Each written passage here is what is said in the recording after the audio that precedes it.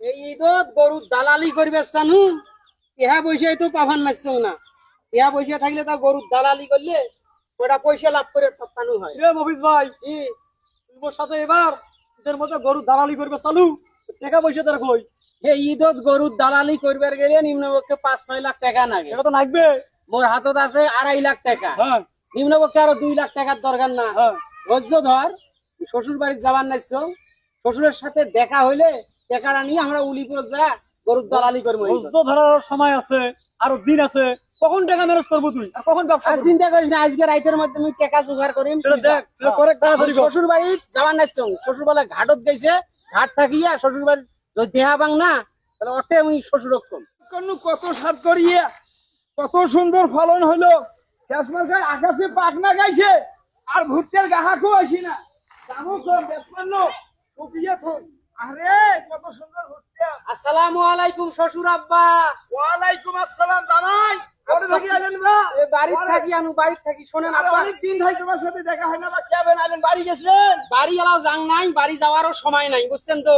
তুই খুব বিপদত করছো, খুব ঠেকাত করছো, ঠেকাত করিয়া তোমার কাছে আসছো। ও বাবা ঠেকাটা পরে মোর নাতনি কেমন আছে সেটি আগত কর। ভালো আছে, খুবই ভালো আছে। তোমার নাতিও ভালো আছে, নাতনিও ভালো আছে, পেডিও ভালো আছে।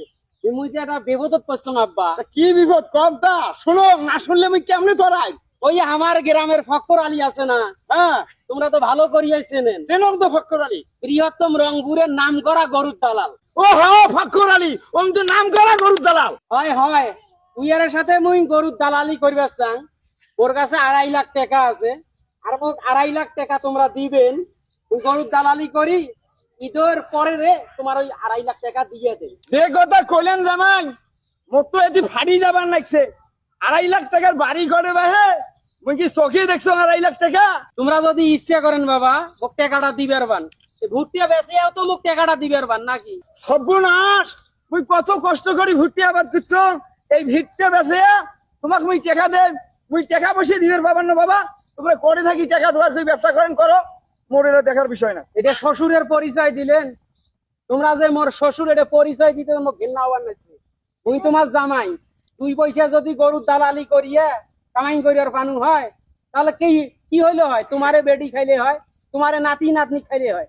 না দেন নাই, এই ঠেকা কিমত থাকবে, ঠেকামত থাকবেন নয়। মুই বড় আশা করিয়া আসছিনু, বড় বুক করিয়া আসছিনু, মোর শ্বশুর মোক ফেরত দিবেন নয়, মোক টাকা দিবে। তোমরা ঠিকই মোকে ফেরত দিলেন তোমরা। ওই আসছে গরুর দালালি করবে, আর মুই ভুট্টি বেচে গিয়ে টাকা দেব। আরো 2-1 বার টাকা নিয়ে গেছে, টাকা দেয় না। টাকা বুনি গেলে কয় পেড়ির উপরে ঝামেলা করে। টাকা মারাইছি 20 টাকা ছেড়ে থেকে নিয়ে তুই দালালি করবি।